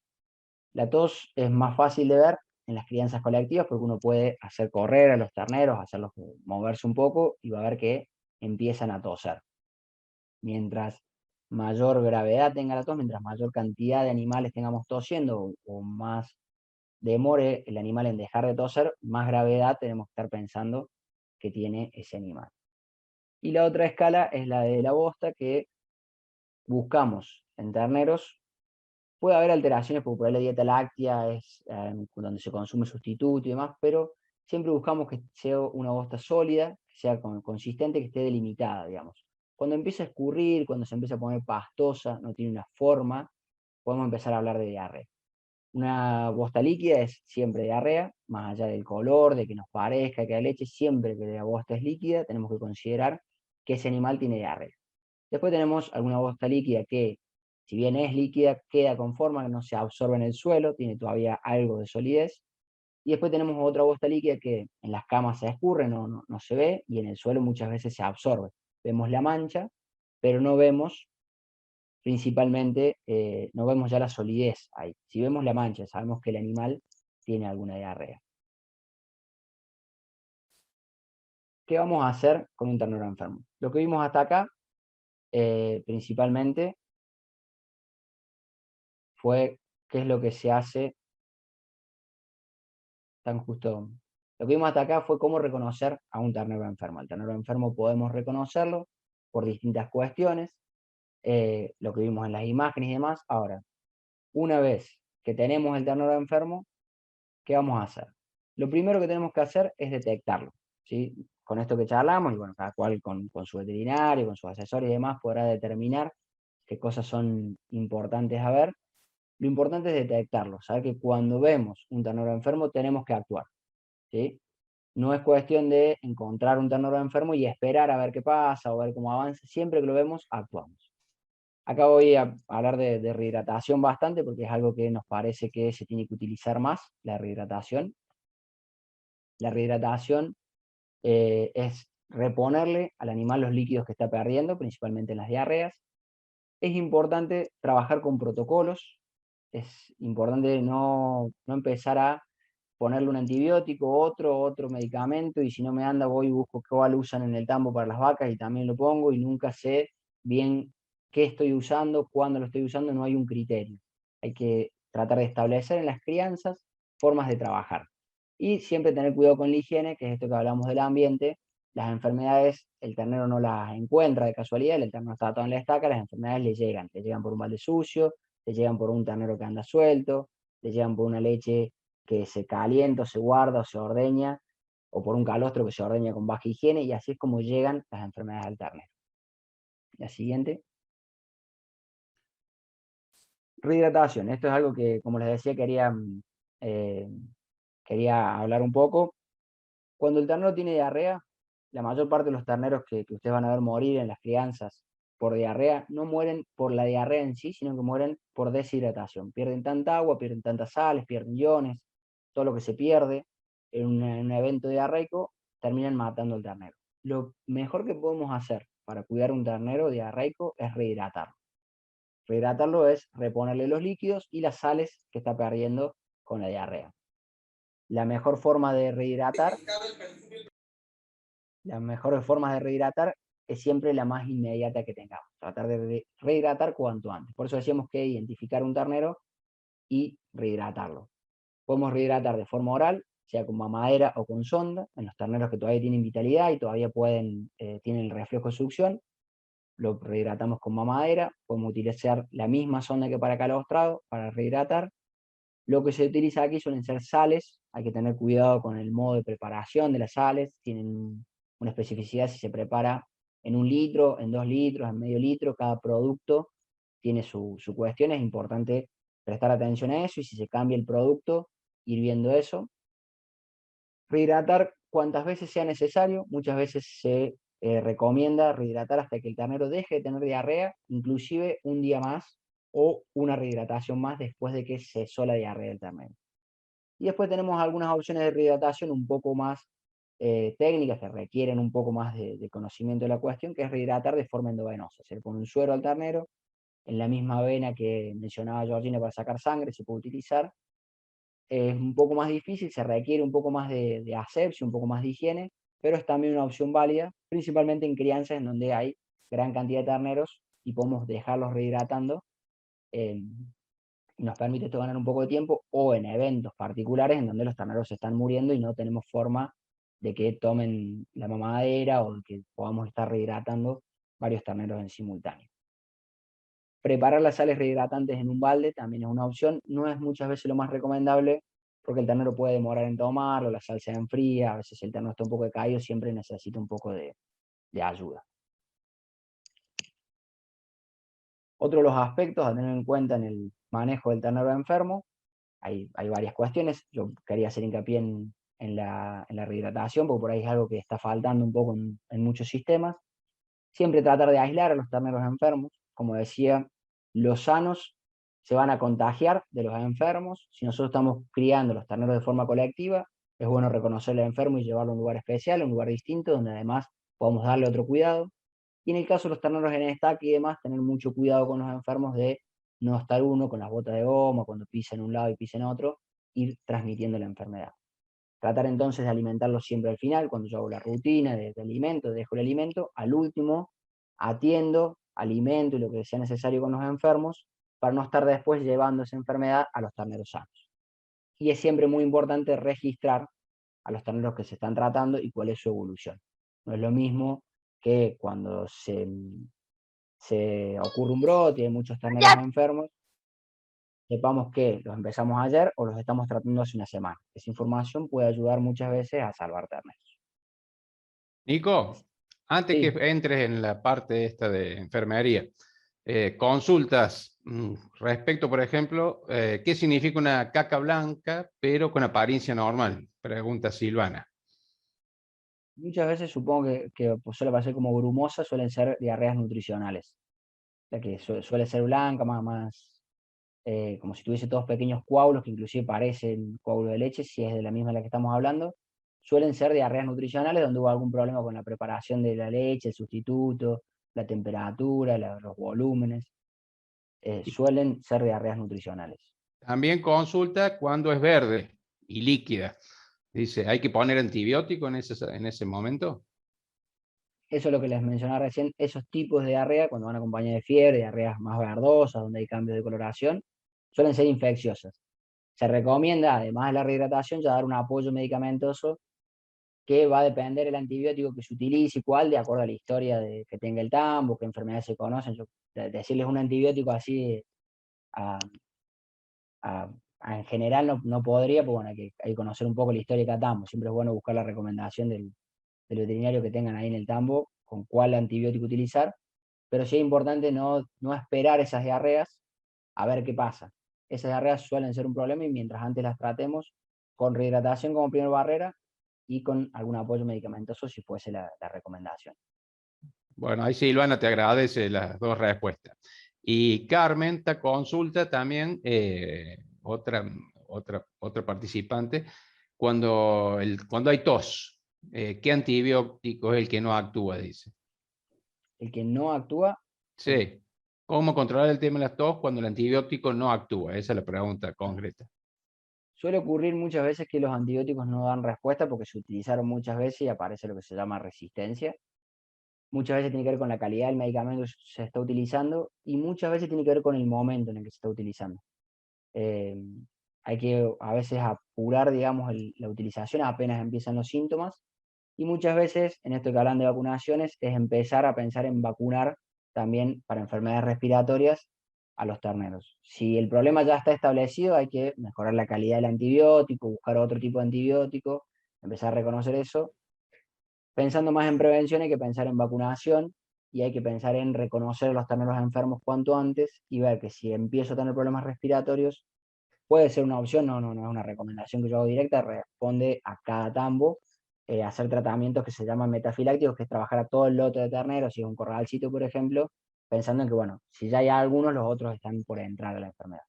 Bueno, Sí, ahí le acabas de responder a Carmen también, que hacía otra pregunta referida al tema respiratorio. Y otra pregunta que lo hace, no sé, se te identificó el teléfono, pero no el nombre. Dice, ¿qué medicamento se usa para la diarrea con sangre, Nico? La misma recomendación que recién, hay 2 o 3 enfermedades principales que pueden dar diarrea con sangre. No podría decirles uno porque hay que conocer el sistema de cada tambo. Es peor que yo les diga, sí, bueno, usen una sulfa para diarrea con sangre porque no sé cuál es el motivo en cada tambo. Lo recomendable es buscar con el veterinario, que seguramente alguno va al tambo, y preguntarle de acuerdo a la historia qué medicamento sea mejor utilizar. No caigamos en empezar a utilizar medicamentos por las dudas, porque después lo que termina pasando en muchos casos es que cuando necesitamos un medicamento específico ante un brote, ante un problema grave, no nos responde el medicamento que venimos utilizando. Por ello es que hablamos de trabajar con protocolos, es decir, bueno, ¿cuál es el primer antibiótico que utilizamos? Si este antibiótico no da resultado, pasamos a este otro, y trabajar de esa forma es siempre lo recomendable, también para que sea organizado para la persona que está a cargo de la guachera, no termine sin saber qué hacer muchas veces y manoteando el frasco que tiene cerca, que no suele ser muchas veces la solución. Bueno, Nico, no hacemos más preguntas porque quedan 10 minutos y por las filminas que te quedan sé que estás Estamos redondeando medio, la charla. bueno, después si hacemos tiempo vemos al Al final. último hacemos algunas preguntas. Si nos tenemos que quedar un ratito más, no hay problema. Dale nomás. Esto que les mostramos acá es una jaula de enfermería, es algo que está bueno tenerlo, principalmente en guacheras relativamente chicas, en algunas más grandes necesitamos a veces un espacio de enfermería porque la cantidad de terneros enfermos es mayor.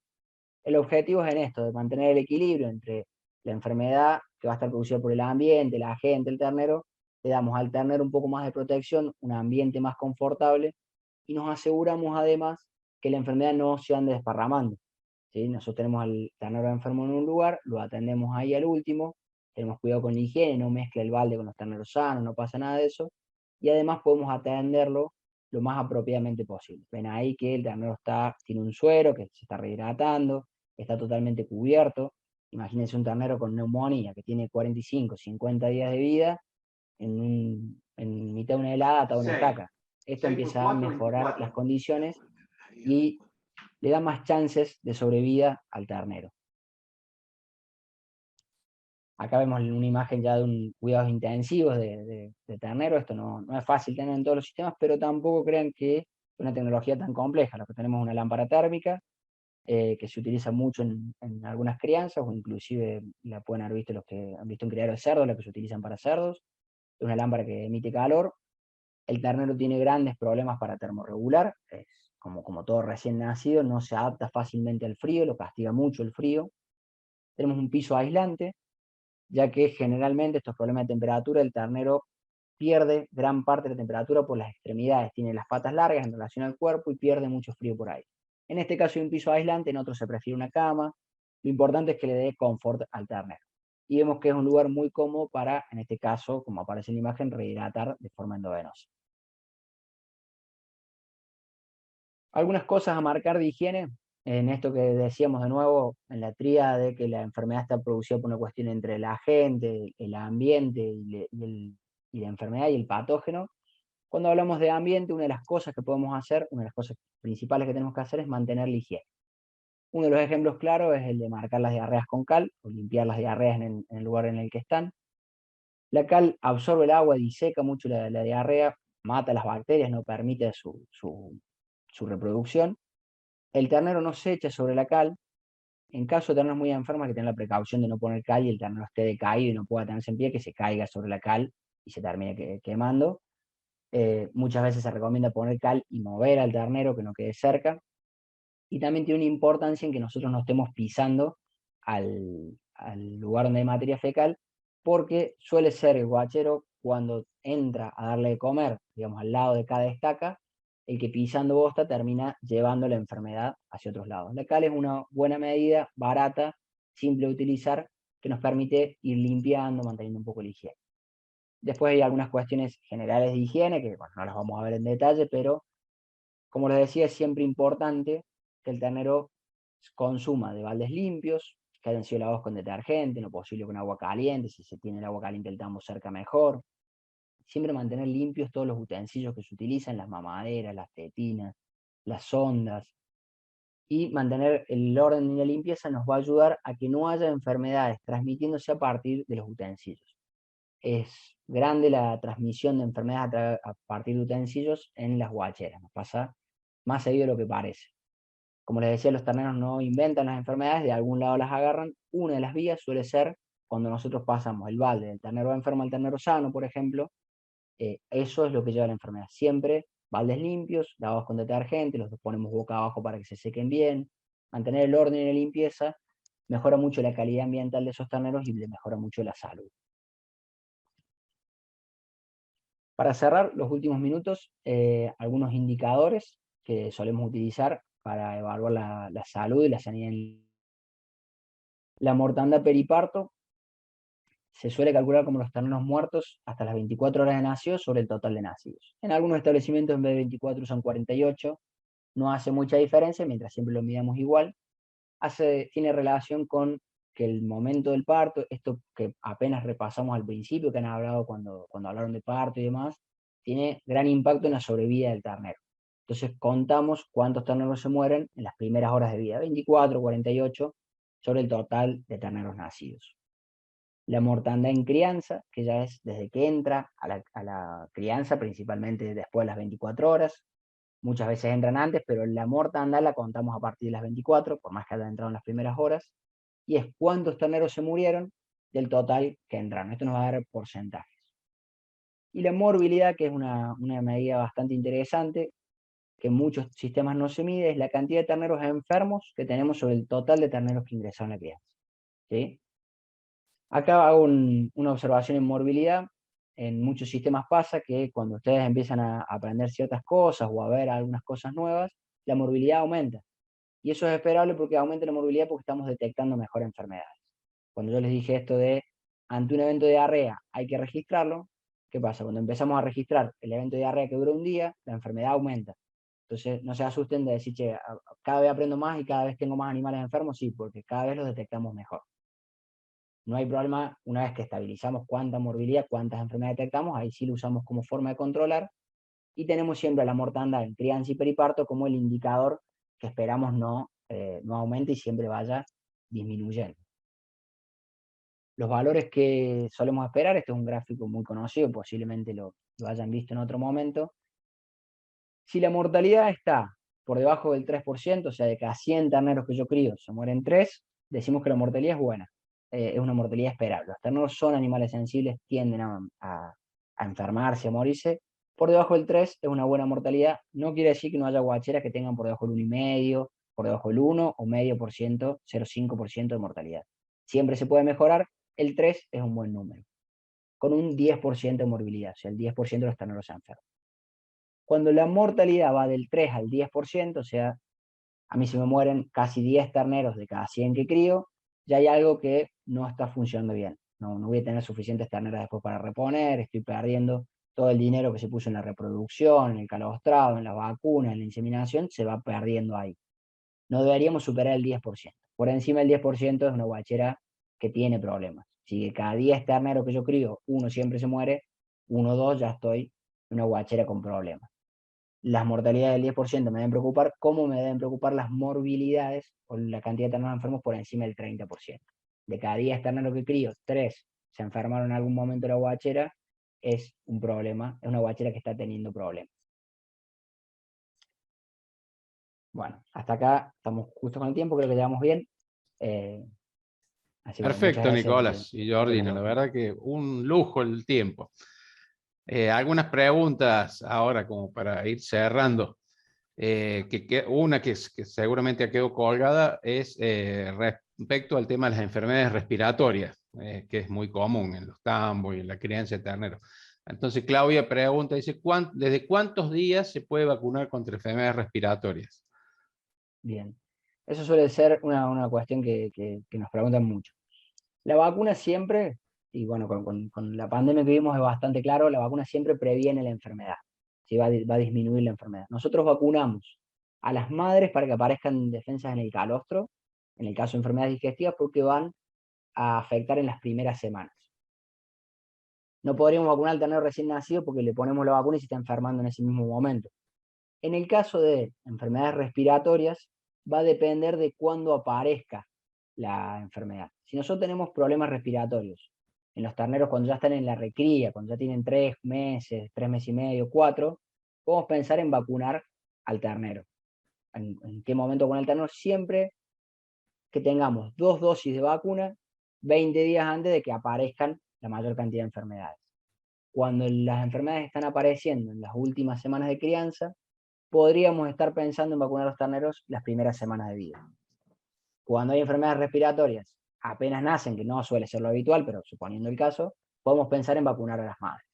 Siempre esto con el asesoramiento de alguien que pueda determinar cuál es el momento de mayor aparición de la enfermedad y a partir de ahí determinar cuál es el momento ideal de la vacuna. Va a depender, como les digo, de cuál sea el momento de mayor cantidad de enfermedades respiratorias, que inclusive en los tambos suele variar. Hay años que aparecen antes, hay años que aparecen después, depende mucho del clima. Pero teniendo una historia aproximada a partir de los registros, por eso es importante registrar, nosotros podemos decir, bueno, este año tuvimos muchos problemas en los terneros a los 4 meses, a la salida de guachera tienen que estar ya con la segunda dosis, por ejemplo. Esta ya sale del foco de la capacitación, o sea, está dentro de esto, pero es una tendencia que ha aparecido en estos últimos años, que bueno, que hay que empezar a tenerla en cuenta, que es la producción orgánica. Entonces la pregunta de Valeria está vinculada al uso de la medicina preventiva, que no se puede usar como hacen con los tambos orgánicos, digamos, lo cual ¿cómo se hace con el tema de vacuna en este caso? No sé si están en condiciones de responderla y si no, bueno, después se lo haremos por privado a Valeria. Bien. Yo no tengo mucha experiencia en tambos orgánicos, he trabajado en algunos, ayudado en algunas cuestiones. Creo que no tienen problema con vacunación, corríjanme quienes trabajan en tambo orgánico, pueden vacunar a los animales, lo que no pueden es tratar, como decimos nosotros, con antibióticos, con antiinflamatorios. Sí hay ciertos medicamentos, ciertos tipos de medicamentos, yo en eso he trabajado con algunos protocolos, en donde se pueden utilizar ciertos medicamentos y empieza a cobrar mucha más fuerza aún la prevención de enfermedades, porque ante un ternero enfermo por ahí no disponemos de la misma batería de medicamentos que podemos utilizar en un tambo convencional.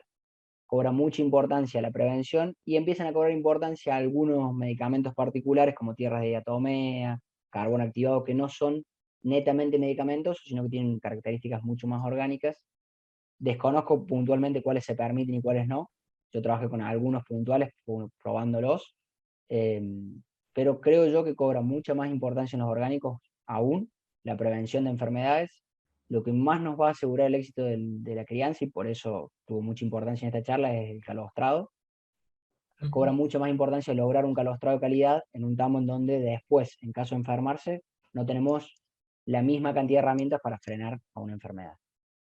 Bueno, muchas gracias, Nico. Disculpa que te sacamos de eje de la charla, pero bueno, es algo viste, que tenemos que aprender más. El público pregunta y ayuda a comprender. Otra pregunta vinculada a la rehidratación. Dice, cuando se está rehidratando, ¿se suspende la leche o se sigue dando? Una consulta. Esta es una cuestión que nos consultan mucho, no lo aclaramos por ahí.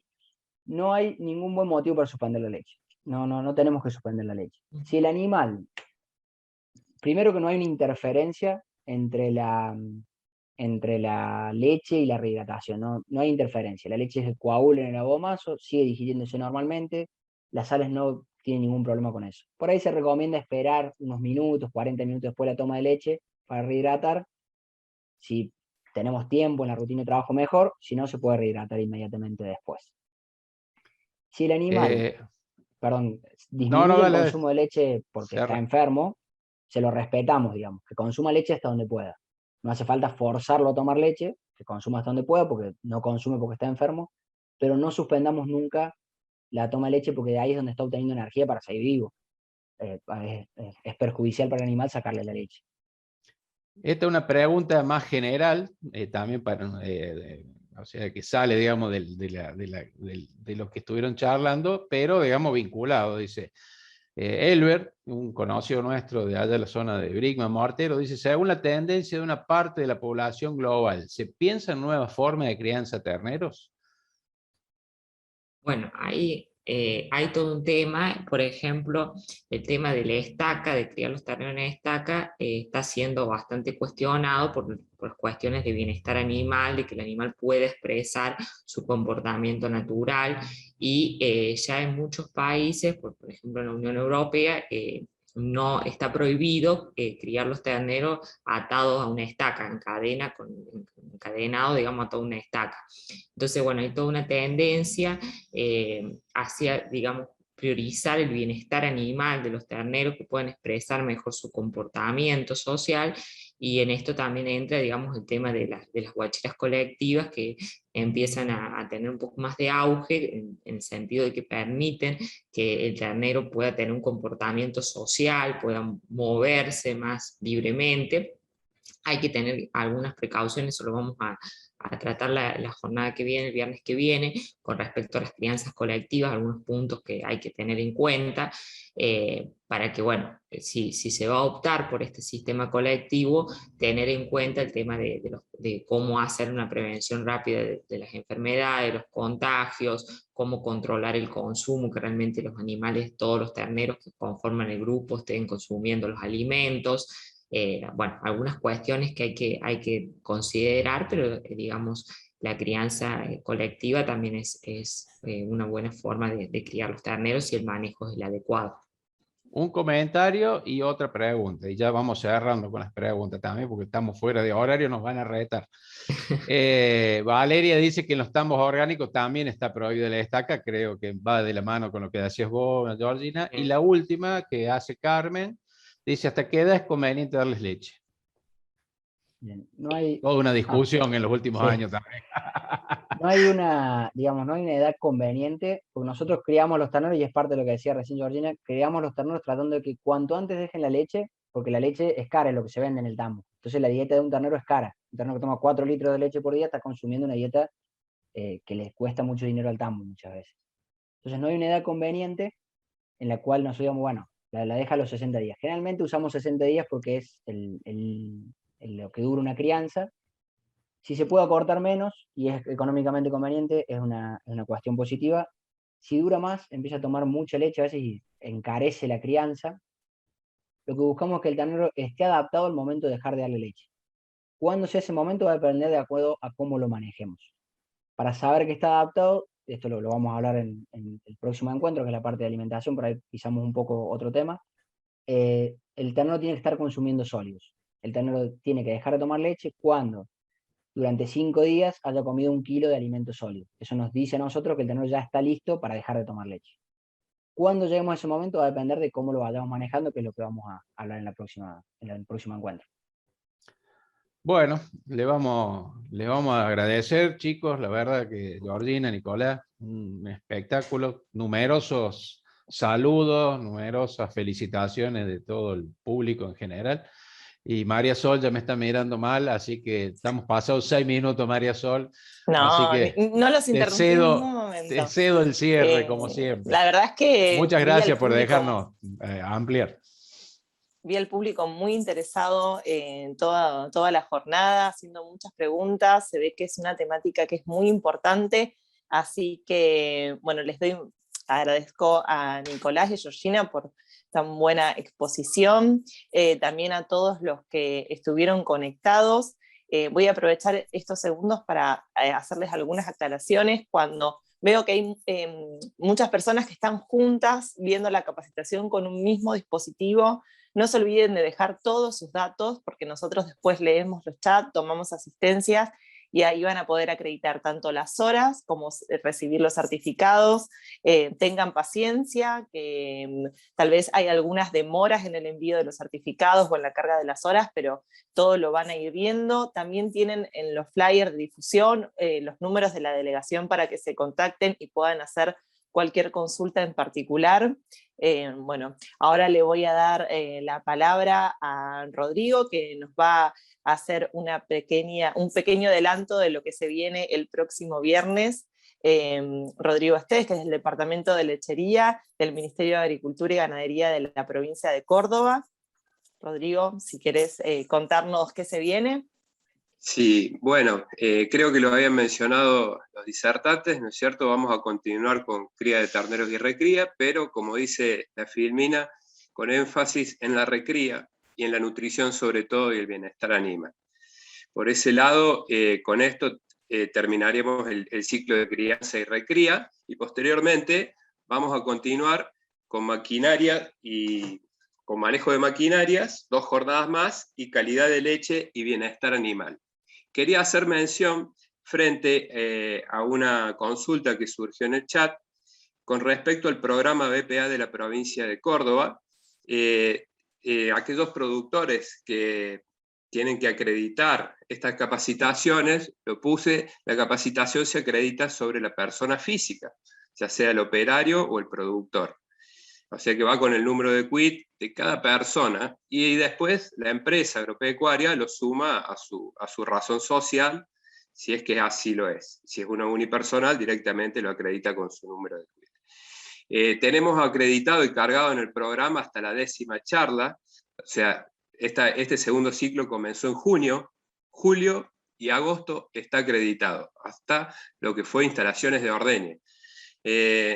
Tenemos que cargar la charla de hoy y la de la semana pasada, la de septiembre, las vamos a ir cargando semanalmente, ¿no?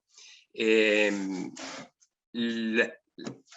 programa BPA de este año 2021 culmina la carga el 30 de septiembre en la provincia.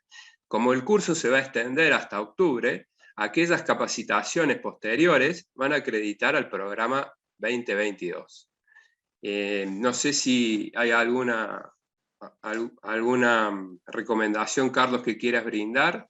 Yo, Rodrigo, justo te interrumpo, vi que había justo una consulta en particular, tal vez puedan contactarse, de que realizó más jornadas de las que ve reflejadas, así que por eso les comentaba que estaba el número de la delegación para que se comuniquen si ven que hay alguna diferencia y tal vez no se mencionaron en el chat. Por eso siempre insistimos mucho en que dejen sus datos, de esa manera nosotros podemos tomar esa asistencia y corroborar la participación. María Sol, hemos tomado contacto con Silvana, se le aclaró por privado. Excelente. Cualquier cosita, están los números como vos mencionás, y quería simplemente remarcar algo. Aquella persona que se inscribe en el formulario de inscripción por única vez, después recibe semanalmente el link para todas las charlas.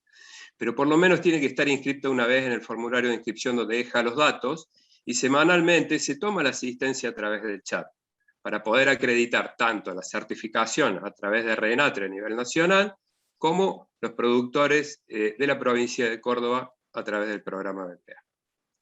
Por eso es muy importante que, por más que hagan preguntas en el chat, dejen asentados los datos, porque a veces yo veo que por ahí dicen, no, pero yo hice una consulta, o sea, estaba en el chat. Es importante que dejen todos sus datos, así de esa manera tenemos toda la información que necesitamos. sí, Rodrigo, discúlpame porque estaba viendo ahí algunos comentarios. No, simplemente eso, cualquier cosa lo iremos viendo en las próximas jornadas, cualquier dificultad, vamos a poner los teléfonos que están ya dispuestos en cada uno de los flyers, y dispuestos a cualquier consulta en particular para tratar el tema. Rodrigo. Sí, adelante, Carlos. Sí, una aclaración más, también vamos a rendir las asistencias por aquellos que han hecho la capacitación vía video y completado el formulario. Eso lo vamos a rendir unas semanitas antes que finalice la posibilidad de acreditar las horas de BPA. Así que con respecto a todo lo que comentaste, perfecto. Y agradecer, ¿no? Agradecer tanto a los disertantes, muy claros, a las autoridades que nos acompañaron el día de hoy y a los 180 asistentes que se han mantenido prácticamente a lo largo de toda la capacitación. Así que desde ya, muchísimas gracias y como dijiste vos, Rodrigo, los esperamos para el próximo viernes. Ahí justo, bueno, Carlos, muchas gracias por tu comentario. Quería aclarar algo. También les quería aclarar algo, sí.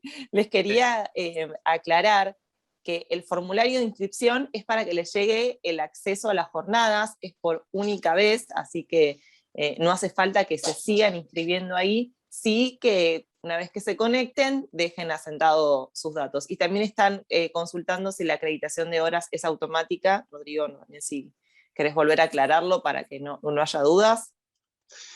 Sí, primero que nada, el formulario, si apretan ahora, no va a estar. Para inscribirse se abre después de la capacitación y se cierra el jueves a las 2 de la tarde, al mediodía, para poder enviar el link de acceso para la capacitación del viernes. Eso por un lado. Y por el otro lado, como dije, hasta la 10ª charla está acreditada en la página de BPA. Si entran pueden consultar allí el productor que quiere acreditar la capacitación. Si está, debería figurar, y cualquier inconveniente, si no, se comunican con los números que dijimos. La de septiembre, que fue la del 3 del viernes pasado, como la de hoy, se va a acreditar en el transcurso de la semana que viene, y posteriormente ubicaremos un link en las últimas charlas para que sea de manera inmediata, y no tengamos que tener esta semana para poder acreditar la última charla. ¿Ok? Perfecto, perfecto, Rodrigo. Bueno, creo que hemos dado respuesta a las consultas.